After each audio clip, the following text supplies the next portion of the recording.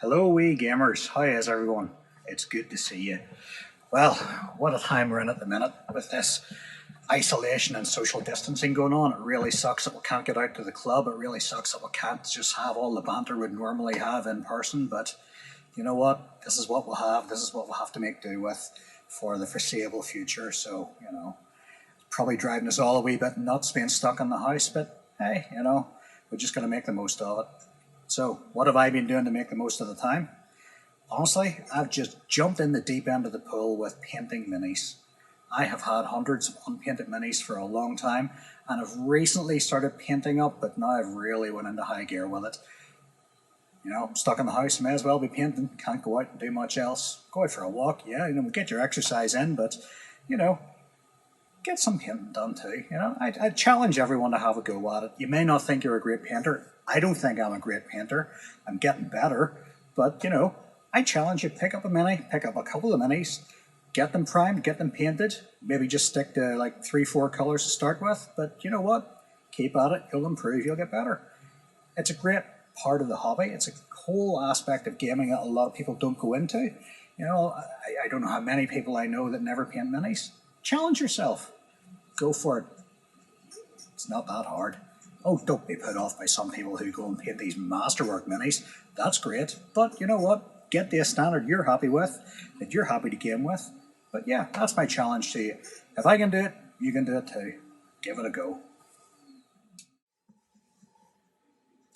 So yeah, that's painting in the bag. So what else have I been doing recently? Well, aside from painting, I've been doing a lot more 3D printing. I've had a few 3D printers over the last couple of years. It's not technology everyone has, but it's certainly in the last few years has become a lot more accessible.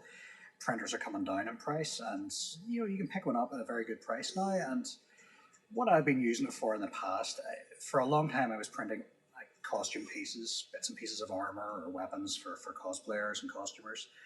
But recently, I've went from that large scale and just went right down to a smaller scale. I've been printing miniatures and bits and pieces of terrain for wargaming.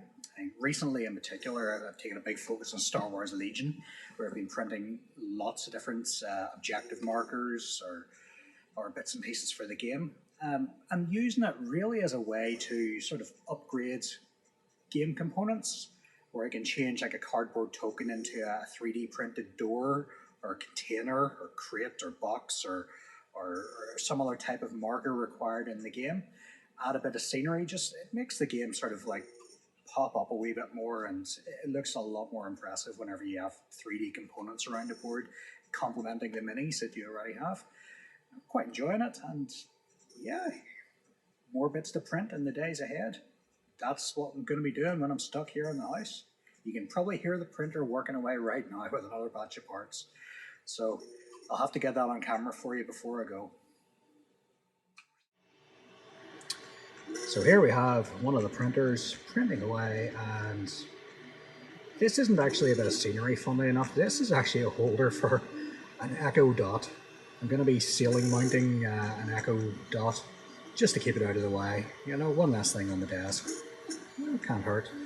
But it's a fascinating technology, and just look at some of the photos. You can see the results before and after of how things look when they're straight off the machine to how they look when they're painted and finished up properly.